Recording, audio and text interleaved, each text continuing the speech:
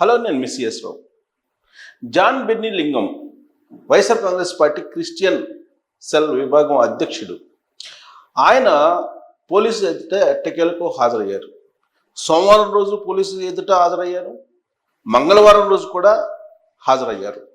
ఆయన ఒకటే చెప్తున్నారు, ఆవేశంలో నేను ఏదో మాట్లాడాను, పాస్టర్ ప్రవీణ్ హత్య జరిగింది అని చెప్పాను, కానీ ఆధారాలు లేవు, ఆధారాలు లేకుండా నేను మాట్లాడాను, ఆవేశంలో మాట్లాడినటువంటి మాటలు అవి, మీరు క్షమించండి అనేటువంటి దూరంలో పోలీసులకు వివరణ ఇస్తున్నారు జాన్ బెన్నీ లింగం.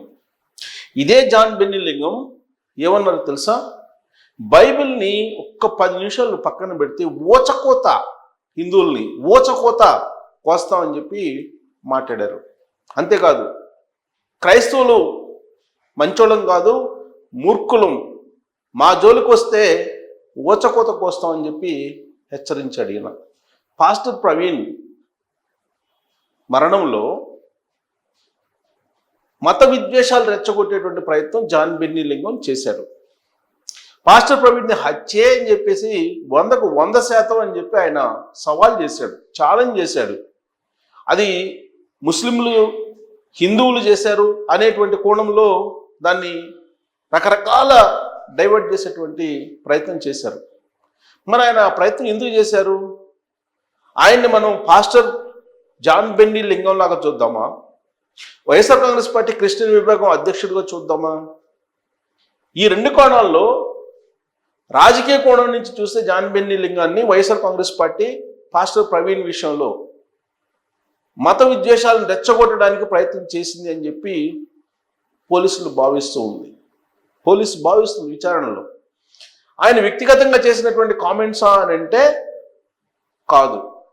ఆయన ఒక పాస్టర్గా కాకుండా ఒక YSR Congress party Christian cell అధ్యక్షుడిగానే మాట్లాడారు. ఎందుకంటే పాస్టర్గా ఎవ్వరూ కూడా ఆ విధమైనటువంటి విద్వేషమైనటువంటి ప్రసంగాలు చేసే అవకాశమే లేదు. క్రిస్టియన్ సమాజానికి కానీ క్రిస్టియన్ పాస్టర్స్కి కానీ నాకు తెలిసినంత వరకు విద్వేషాలను రెచ్చగొట్టేటువంటి ఆలోచన కానీ లేదా లా అండ్ ఆర్డర్ని కంట్రోల్ తప్పేలాగా చేయాలని కానీ ఎవరూ ఆలోచించరు, దాదాపుగా ఎవరు ఆలోచించరు. ఈవెన్ పాస్టర్ ప్రవీణ్ చనిపోయిన తర్వాత, మరణించిన తర్వాత శోకదప్త హృదయాలతో ఉన్నటువంటి ఆయన ఫ్యామిలీకి కూడా సంయమనం పాటించి మాట్లాడారు. పైగా జరిగింది ఏదో జరిగింది, అది ప్రభుత్వం విచారిస్తుంది, పోలీసులు విచారిస్తూ ఉన్నారు, మేము కక్ష సాధించుకునేటువంటి మార్గంలో ఆలోచించట్లేదు, మేము కక్ష సాధించేటువంటి వాళ్ళం కాదు, ఆ దేవుడే అన్నీ చూసుకుంటారు అని చెప్పి మాట్లాడారు సంయమనం పాటిస్తూ. పైగా పాస్టర్ ప్రవీణ్ స్ఫూర్తి, దానికి అనుగుణంగా మేము వెళ్తాము, అదే స్ఫూర్తితో మేము నడుస్తాము, అనాథల్ని ఆదుకుంటాము, సేవా మార్గాన్ని మేము అనుసరిస్తామని చెప్పి పాస్టర్ ప్రవీణ్ కుటుంబీకులు, ఆయన సతీమణి, ఆయన కుమార్తె వీళ్ళందరూ చెప్తూ ఉంటే, జాన్ బెన్నీ లింగం మాత్రం డే 1 నుంచి, ఆ రోజున ప్రవీణ్ పాస్టర్ పోస్ట్ మార్టం దగ్గర రాజమండ్రిలో, ఆ పోస్ట్ మార్టం దగ్గరికి అనేక మంది క్రిస్టియన్స్ వచ్చారు, క్రిస్టియన్ పాస్టర్స్ కూడా వచ్చారు. బట్ జాన్ బెన్నీ లింగం చేసినటువంటి కామెంట్స్ని కనుక చూస్తే నిజంగా పాస్టర్ ప్రవీణ్ ఎవరన్నా చంపారేమో, ఎవరన్నా హత్య చేశారేమో, దాని వెనక ఎవరన్నా కుట్ర ఉందేమో అనేటువంటి అభిప్రాయం కలుగుతుంది. పైగా కొన్ని సీసీ ఫుటేజ్లు బయటకు వచ్చిన తర్వాత అది రోడ్డు ప్రమాదం అని చెప్పి భావించేలాగా ఆ ఫుటేజ్ ఉన్నప్పటికీ కూడా జాన్ బెన్నీ లింగం మాత్రం ప్రవీణ్ పాస్టర్కి సంబంధించిన డ్రెస్ మార్చేశారు, వేరే వ్యక్తిని డూపుని పెట్టారు, ఆ డూప్ తోటి ఈ నాటకం అంతా ఆడిస్తున్నారు పోలీసులు, ఇలాంటివి కామెంట్ చేస్తూ 100కు 100% హత్య అని చెప్పేసి రకరకాలుగా విద్వేషాలు రేకెత్తించే ప్రయత్నం చేశారు ఆయన. అందుకే పోలీసులు ఆయనకి నోటీసులు ఇచ్చి సోమవారం రోజు విచారణకు రమ్మన్నారు. హాజరయ్యారు. హాజరైన సందర్భంగా పోలీసులకి ఆయన ఏం చెప్తారంటే, ఆవేశంలో నేనేదో అన్నాను, నా దగ్గర ఏమీ ఆధారాలు లేవు, హత్యకు సంబంధించి హత్య చేశారు అని చెప్పి చెప్పడానికి ఆధారాలు ఒక్కటి కూడా లేవు అని చెప్పేసి పోలీసులకి ఆయన చెప్పారు. మరి ఆయన ఏమనాలి జాన్ బెన్నీ లింగాన్ని పోలీసులు? ఇప్పుడు పోలీసులు ఎదుటికి వెళ్ళి ఆయన ఆ మాట చెప్తూ ఉన్నారు, కనీసం మినిమం ఆధారం కూడా లేదు, నా దగ్గర ఆవేశంలో అన్నానని చెప్తున్నారు.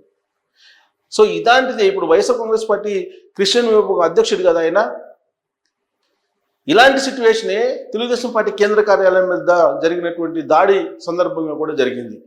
ఆ రోజున సాక్షాత్తు జగన్మోహన్ రెడ్డి గారు ముఖ్యమంత్రి హోదాలో ఉన్నారు. ఆయన ఏమన్నారంటే ఏదో బీపీలో మా వాళ్ళు అట వెళ్ళారు అని చెప్పేసి అంటారు. ఆ రోజున డీజీపీ కూడా అదే అన్నారు.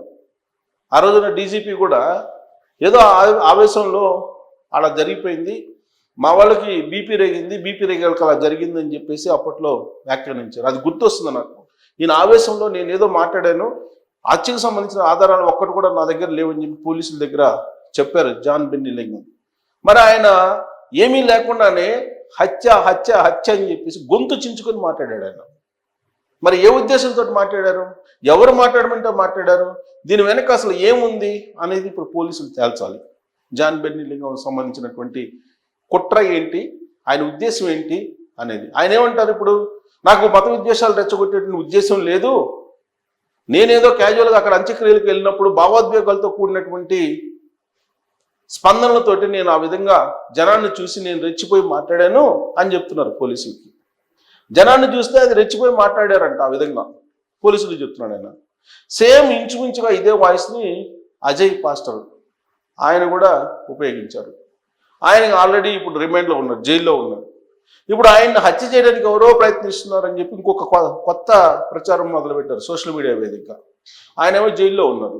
జైల్లో ఉన్నటువంటి అజయ్ని ఎవరు హత్య చేస్తారు, ఎందుకు హత్య చేస్తారు, ఆయన మీద ఎవరు దాడి చేయాలని భావిస్తారు, ఎందుకు దాడి చేస్తారు, అసలు దాడి చేసే అవకాశం ఉంది ఎందుకు ఉంటుంది అసలు? ఈ మధ్యకాలంలో కానీ ఎప్పుడైనా సరే పాస్టర్ హత్యలు జరిగాయా?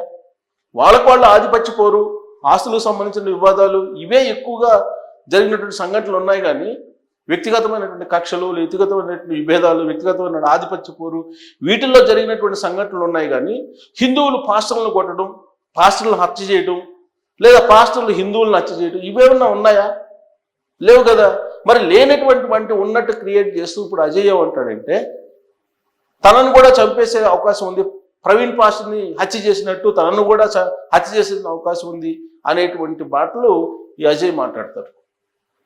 ఇంకా వీళ్ళే కాదు, వీళ్ళతో పాటు అనేక మంది మాట్లాడారు. లాస్ట్కి కేఏ పాల్ కూడా అది హత్య హత్య హత్య అని చెప్పి ప్రవీణ్ పాస్టర్ దానికి సంబంధించి మాట్లాడారు.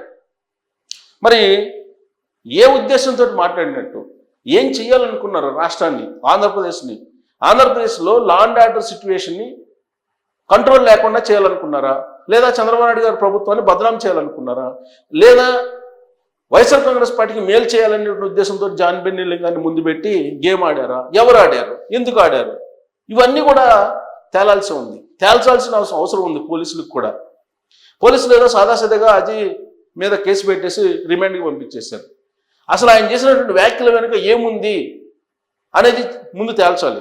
ఇప్పుడు అలాగే జాన్ బెన్నీ లింగం కూడా విదేశాలు రేకొచ్చేటువంటి అలాంటి ఆలోచన తమకు లేదని అంటున్నాడు. తమకు లేదు, కేవలం ఆవేశంలో చేసినటువంటి మాటలు తప్ప, ఆవేశంలో మాట్లాడిన మాటలు తప్ప అక్కడ జనాన్ని చూసి అంతకు మించినటువంటి అభిప్రాయం ఏమీ లేదని చెప్పి జాన్ బెన్నీ లింగం స్కిప్ అయ్యేటువంటి ప్రయత్నం చేస్తూ ఉన్నారు.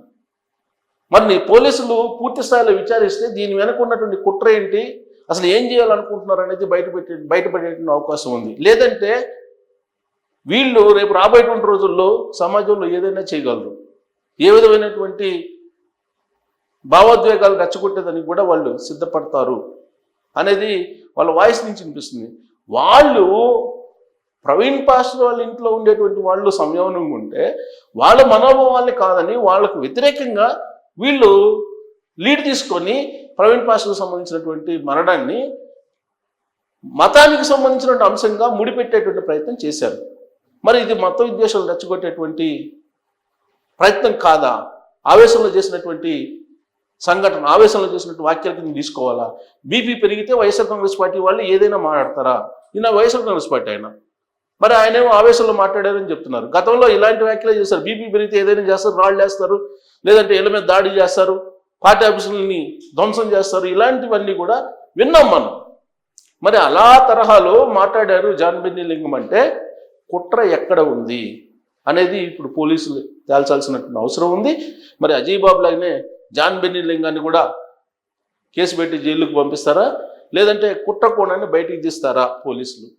ఏం చేయాలి అనే దాని మీద మీరు కామెంట్ చేయొచ్చు. Thank you.